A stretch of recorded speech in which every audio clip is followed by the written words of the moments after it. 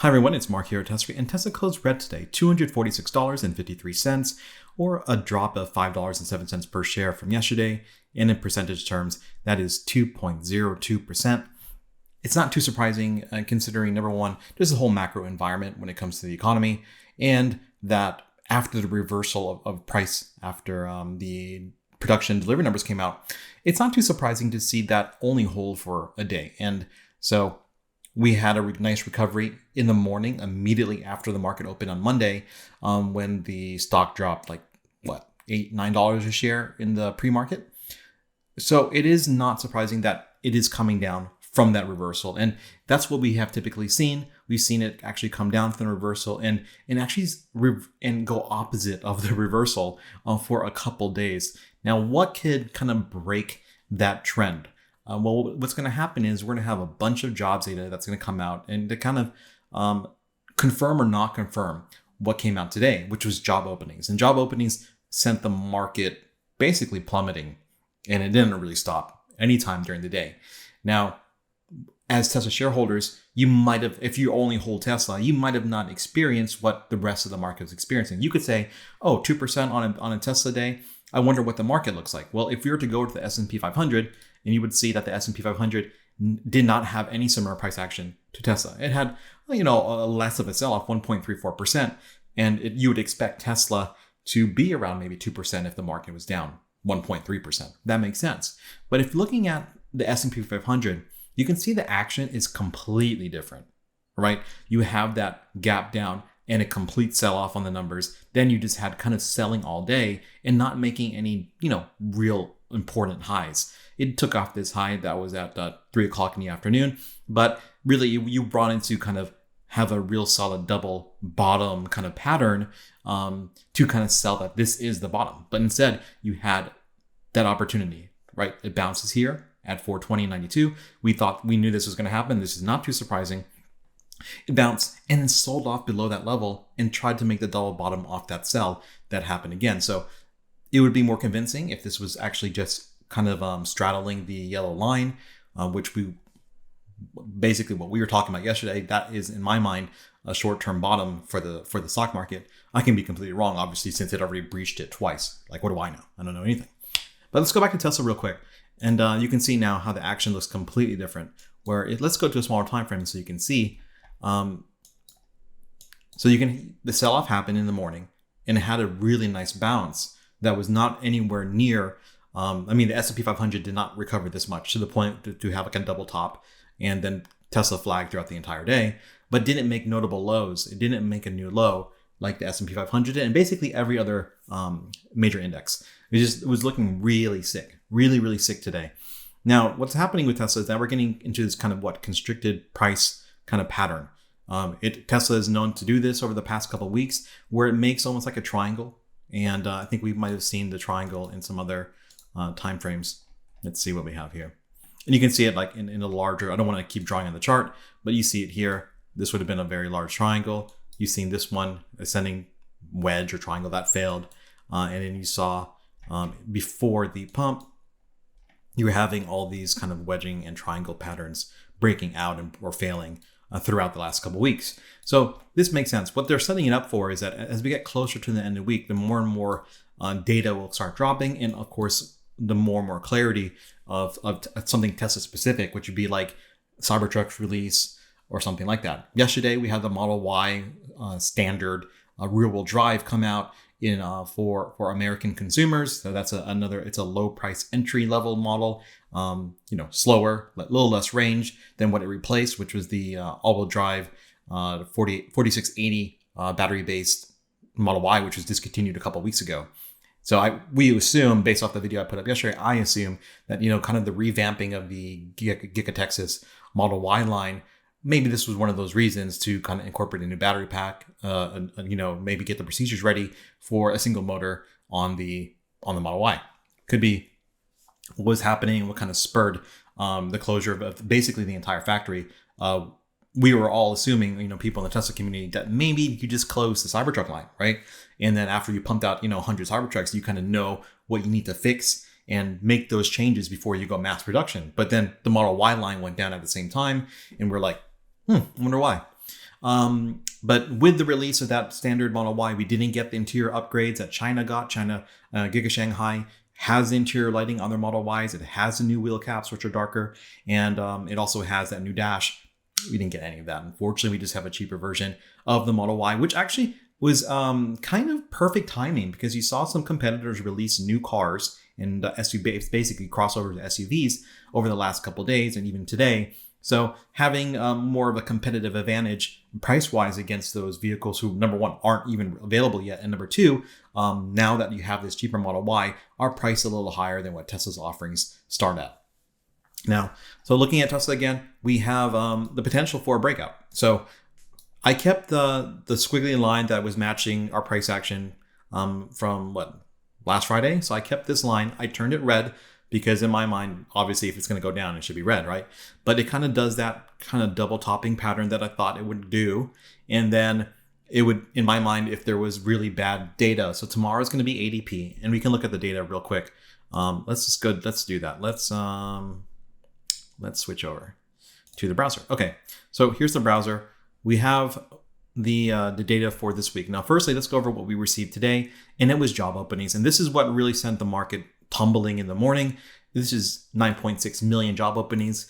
And that is in vast contrast to number one, what the expectation was, 8.8 million. And it, of course, beat a lot month over month. I would say as a caveat, no one believes a lot of the government numbers anymore. And it's just the reality. I think a lot of even ADP, which is more of a private payroll type of thing, no one really believes whatever these people are telling you about anything at all. But the sad thing is we don't know anything about it other than what they're telling us. You and I are not running a survey on job openings. Most banks don't have any type of measure like that. So you just work with what you got. And if they say there's 9.6 million job openings, which is like basically 1.5 jobs per unemployed persons or persons looking for jobs, not necessarily unemployed, that puts them in a much more powerful position. A person with more power to choose what to do, and of course, a little bit more flexibility in what they'll make.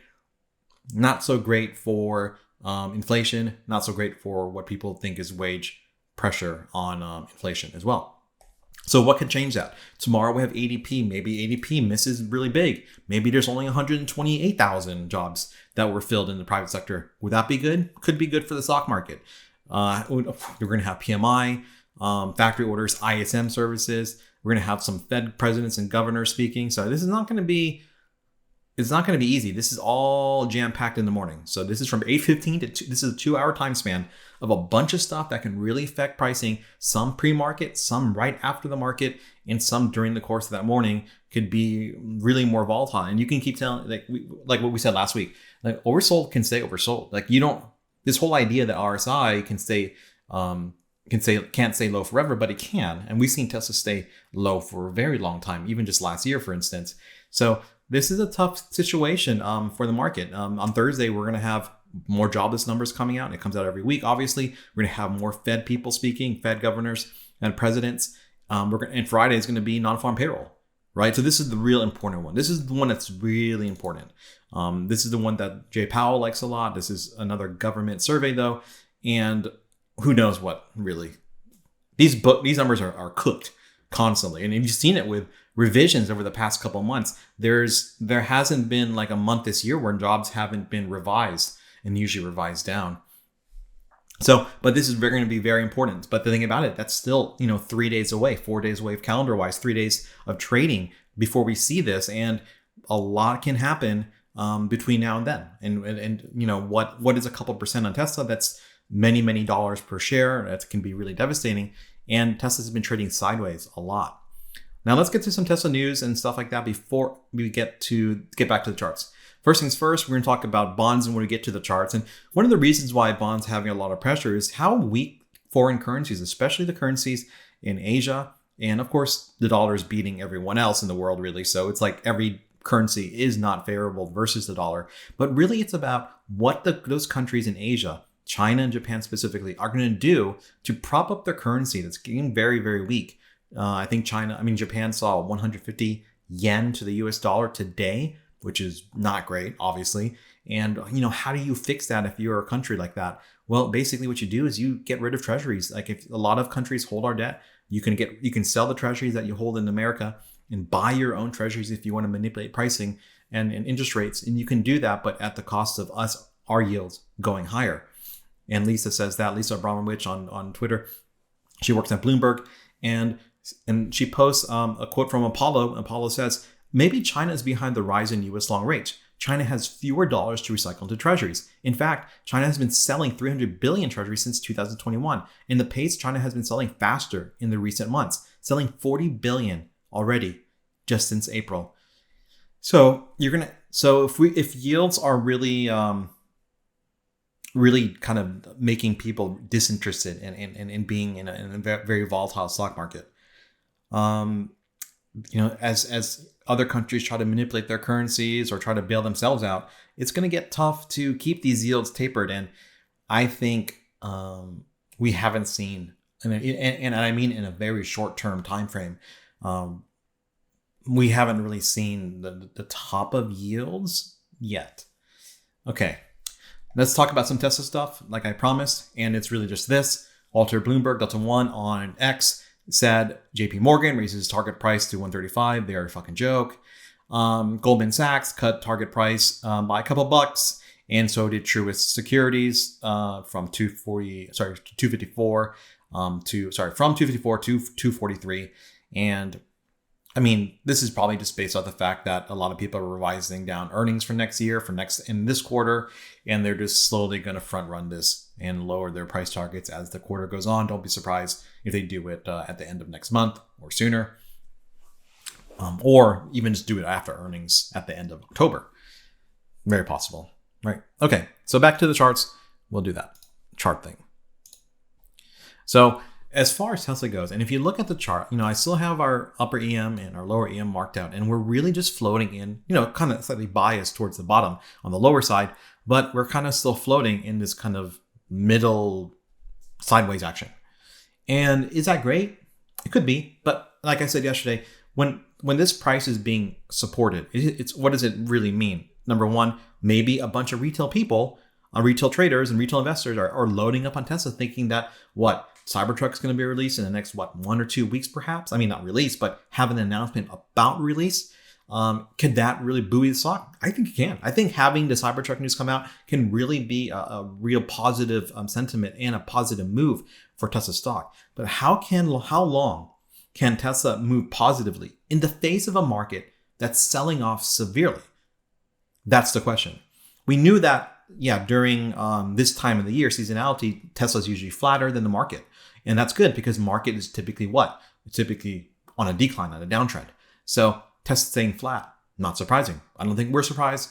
We've been talking about seasonality for a long time.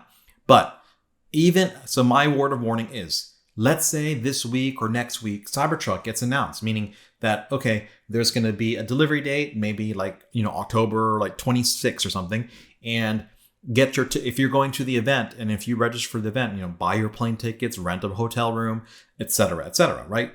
Makes sense. And everyone like you and me were like, yeah, because probably at that same time, we're probably gonna get pricing information on the different trims of the Cybertruck, and maybe the Cybertruck is much cheaper or much more affordable, really is a better word, than you thought. And in comparison to its competitors like the Rivian or the Ford Lightning, that it's much, much more affordable compared to them. And that would be great because you can drive volume and take sales away from your competitors, especially Rivian, who's been, considered like the only real EV player that can hang with Tesla in the long term, perhaps being, not being laden down by having a whole ICE, division of the company, either you focusing too much on ICE, which is what the legacy people do too much. The Ford, GMs, and Stellantis, they're trying to balance that. We have ICE, we have EVs. What do we do? Well, Rivian, you don't have to worry about that. Though Rivian stock has been underperforming Tesla severely. That's interesting to see. But what is it? Because, they didn't really raise their guidance after they reported deliveries. It doesn't seem like that they're trying to slow down their cash burn. It doesn't seem like they're making more money per car. And even with a new pack offering, the battery pack offering, not really good value, not really good range performance for the money. There's a lot of things that, Rivian is trying to do to get more, how do I say this? Make the product more profitable by, all these extra features. And they're saying they're trying to cut costs and, streamline efficiency. but we don't really see that yet. We just see a lot of spend, and they're probably going to need to get more money soon, right? That's just, I mean, Tesla's been in that position not long ago too, so we can't really fault them for that. It's just the growing pains of a new company, and we know most new companies don't succeed. But okay, so let's say ADP comes in low and maybe the market likes that and goes up. What can your action be? I think you still kind of want to look at 255 as being kind of a topping point. If you want to just have a quick idea what 255 looks like, if you see Tesla stock up 3%, maybe that's too much. I'm not sure. Maybe that's too much for a day, and you can take off a little bit of your trade, maybe, hedge your position further. If you have a very large position and you're not fully hedged, etc. Getting above 255, obviously it's still going to be the bottom of the gap, which is 260, and that's still within the estimated move for the week. So that sounds like a big move. That'll be like $12 a share. That would be really nice. But as you get to these points, which would be like 260, 265, those are points that maybe as we get into a very kind of iffy environment on Thursday and Friday when it comes to government data again, maybe we do something about hedging. As far as getting longs in, I think, okay, so we talked about this when you talk about selling calls. When you sell a call, instead of getting destroyed by that call, if you get caught off sides and the stock price is going crazy, it's up like 15% in one day, and then you sold a call thinking the stock only moved 5%, and you're getting blown out by 10%, and you're thinking to yourself, I'm losing my shares. I'm losing all my shares. But we talk about it all the time. We're like, when you sell a call, you kind of need to look out and manage that trade. And what is the way to manage a trade? You sell a call longer, you buy a call shorter term, right? And figure that there are some opportunities over the past couple of days that would have provided some entries for some upside hedges, meaning that Tesla trades pretty flat, and you think, okay, it's pretty flat, and there's some dips intraday, like maybe you buy a cheap call for next Friday, and then when you see a nice green day finally on Tesla, maybe sometime this week if it does happen, then you can like sell a call against it and already have your hedge in case it goes out of control next week, right? Because I really wonder if when it comes to the Cybertruck release, with the Peterson auction happening this weekend, when are they going to actually release the data? The information on the Cybertruck specifications, costs, release date, handover date, stuff like that. If they should do it before the auction. It only makes sense. But at the same time, Elon is very hush hush about this kind of stuff, and we understand why. People talk about not communicating, and I harp on Elon about that about a lot. Where I wish you would talk more about Tesla, but I don't mean necessarily talk about the models. You don't want to get yourself in a situation as the CEO of this car company where you're talking about this new thing that's coming out. Well, if you're talking about a new thing that's coming out, it's going to make it harder for your company to sell whatever you have right now. So he doesn't talk about the Model E refreshed model. He doesn't talk about the new Model Y in Shanghai. He doesn't talk about the revamped and cheaper version of the Model Y now necessarily. He really doesn't really want to comment directly on those things, because what if people have orders in for a more expensive product? Are they going to cancel the order and buy something cheaper? You don't necessarily want that to happen.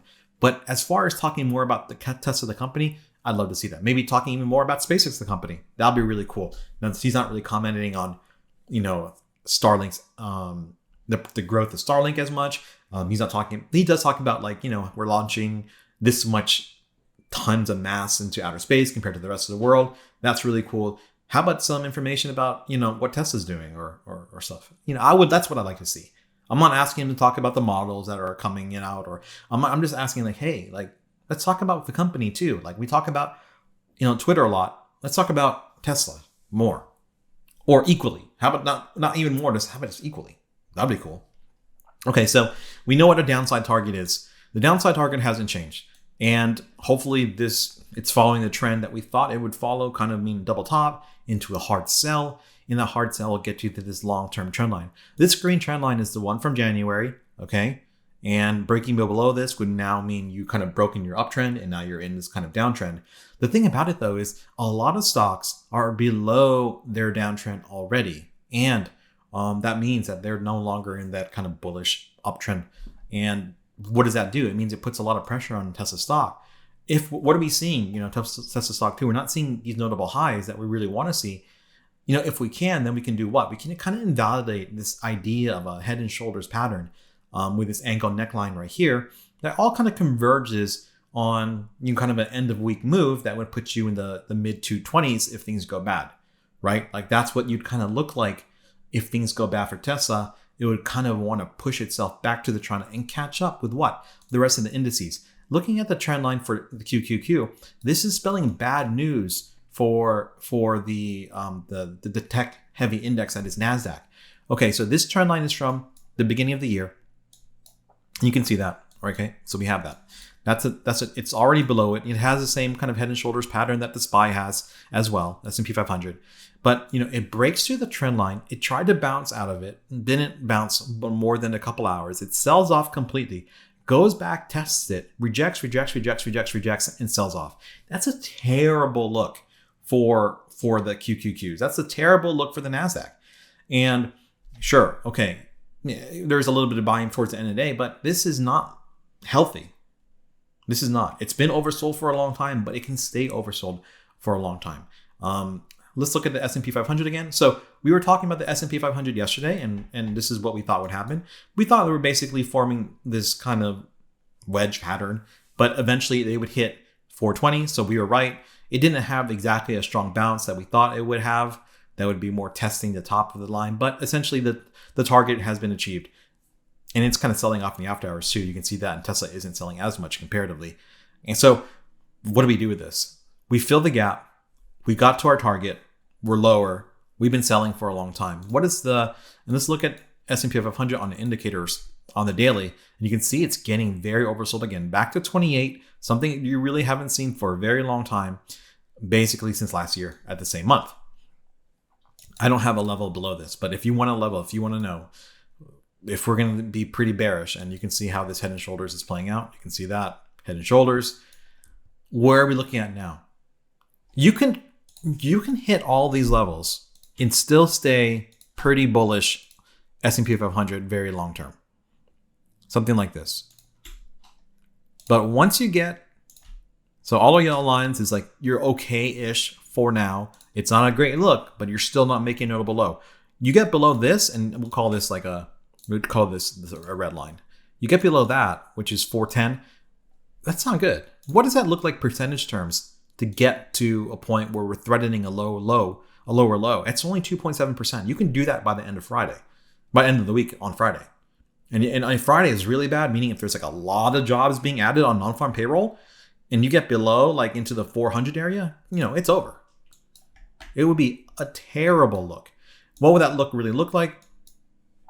You can kind of, as you know, if we were to draw a trend line, we're already below the trend line, right? We know that. So that's from the lows in October. But if you were to draw a more friendly trend line, one that's kind of like this, that's kind of getting you to that point where it's like $400 a share. If it was to sell straight off. And look, it's happened before. I mean, just look at this chart. Let's turn off the indicators. Look at this chart. Like the drawdowns, I'm sorry, that's not Tesla. S&P 500, like that's a 20% drawdown. Like, let's try this one. How about this one all the way to the low in summer? That's 21% drawdown. These are bear market drawdowns. And right now, so this was in spring. We had a drawdown of 9%. So far, let's see what we got from this. The peak of pricing to after hours are 8.4% now. You kind of want to stop at around 9% max, right? I mean, we kind of want to stop. But with yields, let's look at yields now. Maybe the yields just aren't going to let us stop. Okay, so let's go on a bigger time frame on yields. God. So what were we saying? We wanted to stop where we got to the top of yields during the kind of like the later parts of the financial crisis, basically after all the calamity. And yields were kind of topping out at around 4.8% on the long bond. But now we're in this kind of no man's area where from the peak of pricing for that hit for like 3 or 4 years, now getting to the point where, during the great financial crisis itself, seeing 5.3, 5.2, like how much further can the long bonds drop? It can drop another 7.8% before it sees rates from the great financial crisis. Right? How about the 10-year? The 10-year is getting to that point as well, where it's like it's in the middle of nowhere. And what is a desire? And the reason why it means in the middle of nowhere, like you're trying to get to a number that people feel desire. I mean, to feel some penchant to want to buy these bonds. And if you don't see interest historically until another 9% drop on the 10-year, meaning putting yourself at around 5.25%. And if you talk to economists, they're saying that, okay, 5.25, that's not enough. They're thinking like 5.5 right here, basically getting to the point. This was like 2001. Getting to 5.25 will put you in a great financial crisis on the 10-year. And it is relentless right now.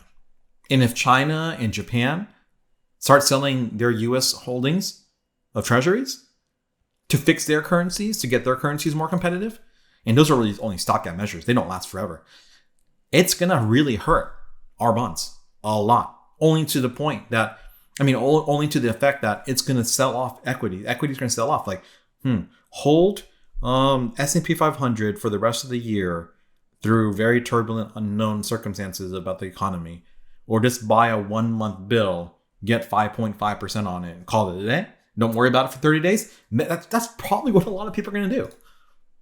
Yeah, maybe 5.5% is not a lot of money. You can get that on like one day holding some meme stock. But we're talking about people that have a lot of cash, just sitting around doing nothing, just waiting. And they know that, seasonality wise, it always bottoms in October, right? So this is the bottom in October last year. What about the year before? Here again, you can see it right here on the S&P 500. The S&P 500, it bottomed. Ironically, the bottom of the S&P 500 in October is higher than what our pricing is now. We've gone nowhere for 2.5 years. We've gone nowhere. This is an ugly look.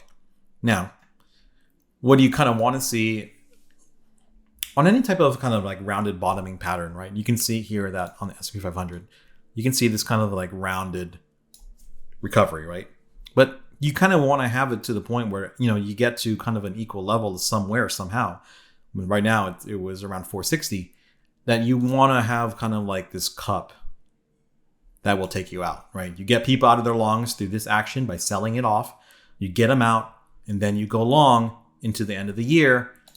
You talk about it all the time. So I just want to mentally prepare you guys for that. I don't know what the drawdown is going to look like, but you kind of want to you're going to have this defined cup and handle pattern if the market is secretly bullish, right? If it's not really bullish, then you're going to have a sell that goes all the way down to like the lows of October.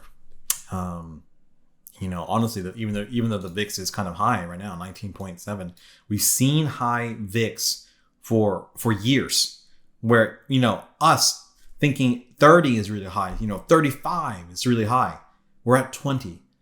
So hedges are still affordable. If you were trading last year, it's still affordable. Are we getting to the point where the VIX is kind of maybe topping out? Maybe. It's getting to the point where it was in the lows during the springs and summer. So, but don't think past that. By the end of this week, there's some VIX explosion that gets the VIX over to 25. Do you want to go long in the VIX? Only if you're really not hedged in any particular fashion or way, you might want to consider those instruments that will benefit yourself and your portfolio if the stocks were to sell off generally. Okay, so what are we looking at for Tesla again? We really want to look out for this pattern playing out, this head and shoulders pattern playing out. We want to see if it's going to sell off down to the trend line to catch up to the rest of the stock market. Remember, NASDAQ already hit its trend line, fell through it, rejected off the bottom of it, sold off again. So that's a classic failure to kind of recapture that trend line, right? So it goes, I can draw it for you if you don't see it.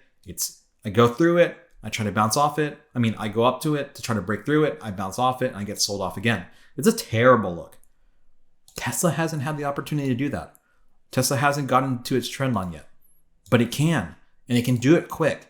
It's only an 8% move, okay? Right? Remember, from the head of the pattern, that was a 13% move down. And we did that in a period of a couple days. 8% is nothing for Tesla. So just be careful and try to understand, like, being in a type of hedge is going to be really beneficial for you because there's very little clarity on the profitability of Tesla. right? You can talk to me about long-term 2024, 2025 all you want to, but you're still holding it and subjecting yourself to this exposure and this risk in a very murky economic environment. Very murky economic environment. Okay? Closing the gap. Even if you close the gap, it doesn't necessarily get you out of a pattern of this head and shoulders. Getting to like 270 will. Probably would. I wouldn't be convinced. But how long can you outperform the stock market for? Like, even though we had a red day, we are outperforming the stock market. Look at this pattern. Like, we have our head and shoulders pattern, yes, but the index and the other stocks have already played their pattern out. They're already, let's look at it from a longer time frame. They're already playing it out. It's already played out for them. Here, we want to draw it. It's played out. It's already happening. They're below their neckline, which the neckline, if you want to see it, what that would look like, it'd be this. They're below that already. It's over for them. It's pretty bearish. I'm not saying it's not going to bounce, but we do want to, what we can guess is the directions. If it goes bad, it will go bad very fast for Tesla. If it goes good, it'll go good for a little bit and top out at one of these points, most likely, one of these lines. All right, guys, good luck out there, and let's see what happens tomorrow. Bye.